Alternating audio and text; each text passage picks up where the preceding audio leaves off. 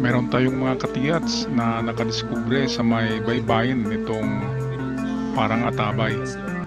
Parang balon na malaking butas na bilog na bilog. Kasing laki ng diametro ng drum. At nag-detect siya sa kanyang pinpointer. So merong talagang metal diyan. Pwedeng item o pwedeng mga kunting piraso ng metal na nandyan, nagiging residue sa butas na yan. Ang pinpointer ay makapag-detect ng hanggang 4 inches to 5 inches deep, ang mga ganyan, kaya pwedeng mababaw lang yan.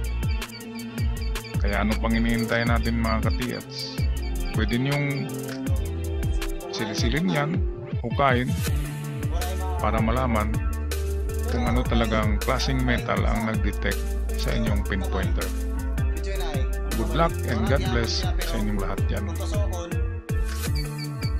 At sa ating mga katiyats na nanonood ngayon, pwede kayong mag-comment sa ating comment section para makikita ng ating mga katiyats kung ano pa ang inyong mairekomenda o kung ano ang inyong insights or pagtingin or pag-analyze sa kanilang nakitang parang balon na very positive in metal detection.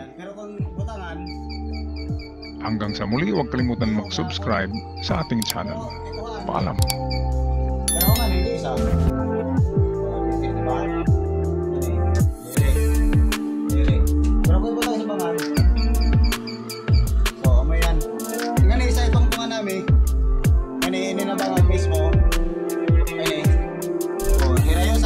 dapat siya kamay